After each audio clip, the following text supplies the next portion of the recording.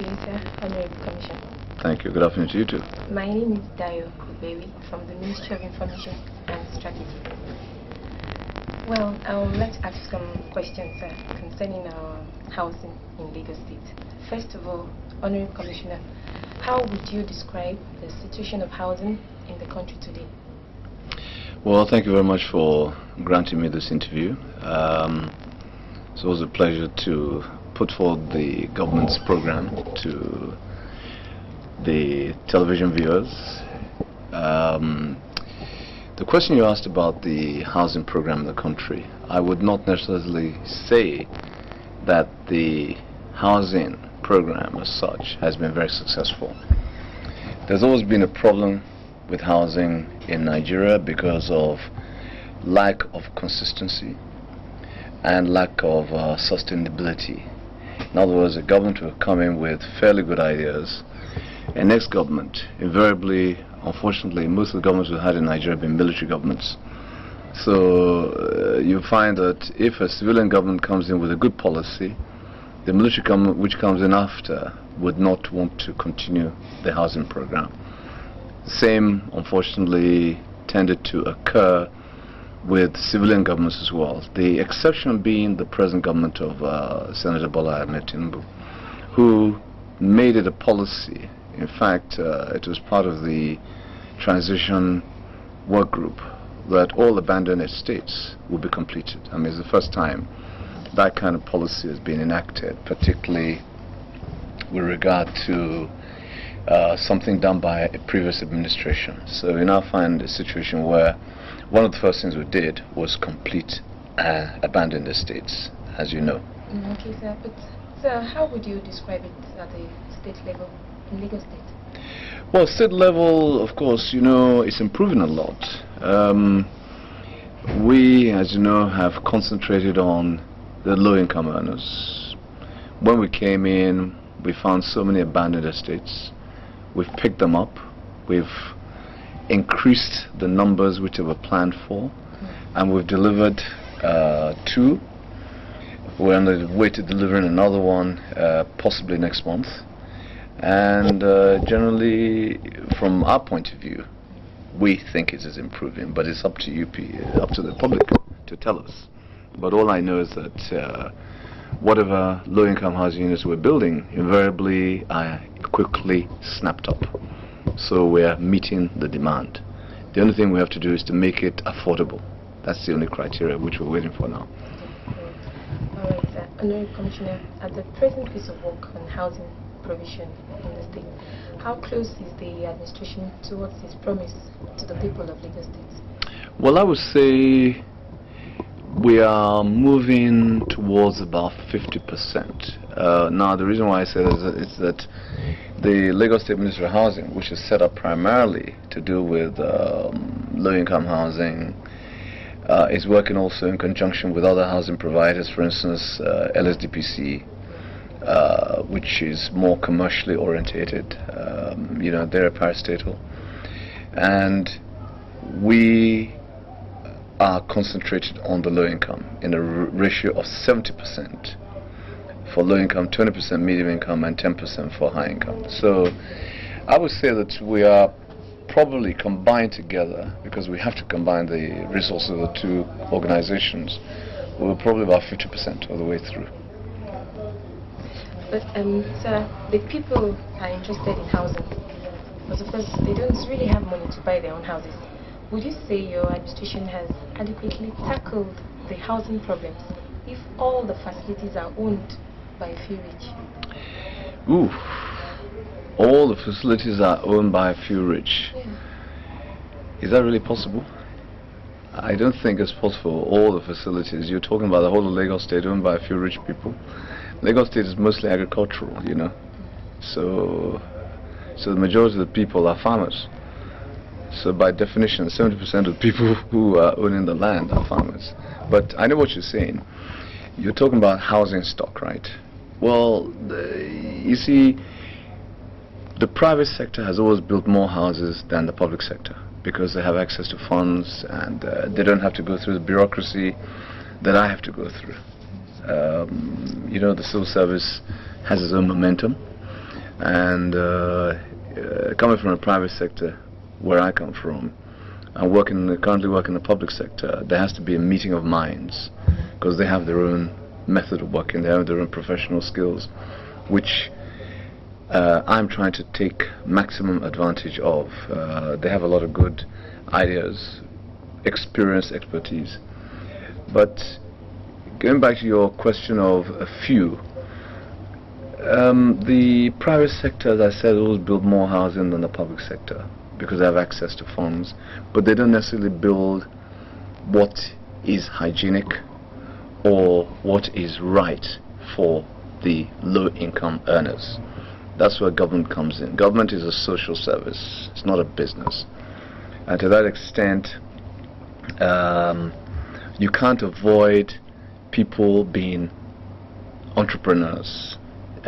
Somebody will go into provisional houses so that they can make money, not necessarily as a social service. So what will be happening is some people build face you, face me, but people can afford to pay the rent of face you, face me. As a state government, we may not build face you, face me, but if we study that this is what people are able to afford, and we make a good enough presentation to His Excellency, and he sees that it makes a lot of sense for one bedroom, whatever, we will try and improve on it, because we don't want 8 or 10 people sleeping in one room, which is what happens in face you, face me. Right or wrong? Am I correct? Right. So we're trying to now increase the number of owner-occupiers so that low-income earners can get mortgages, either through their companies or through primary mortgage institutions. Well, that brings me to the question, sir, what monetary assistance is being given to the masses in this regard? Well, His Excellency is very concerned about the low-income earners, in particular building estates which are hygienic. We believe in upward mobility. We want the poor family to improve their aspiration. The only way you can do that is to give them the facilities. And one of the facilities which we have been striving for is the mortgage facility. Everybody knows that the National Housing Fund has been having problems, Federal Mortgage Bank has been having problems, but I'm sure that by the time the problems are resolved, we'll probably find that there's no alternative to the National Housing Fund, because they've been at it for some time, and they have a lot of money locked into the system. If that money is released, and bearing in mind that His Excellency is very keen on revitalizing LBIC, which is a mortgage institution, the PMI, primary mortgage institution, once that is organized, we'll be able to get funds down to the low-income people. Don't forget, a low-income person must first of all have a job. You can't have a house. You can't have a mortgage without having a house. Okay, and you cannot get a mortgage without having a job. So you must have a job. That's the number one criteria. So we're working together with companies to see how we can target their low-income earners, and also the civil service. There are a lot. I mean, 47,000 civil service in Lagos State, I think, or is it 40,000? But a considerable percentage of them will fall between level 1 to level 07, which would fall within the low-income category. So they would be part of our target as well. But presently, what is the monetary assistance being given to? Well, we don't give money. Okay. I mean, we're not empowered to give money. Yeah. I think you have to go to a mortgage institution to get money. You know what I mean? We don't give money, but we help them to access PMIs. We tell them, go and talk to such and such a person. That organization can help you raise a mortgage, because pending the time that we give a proper directive on that. Okay.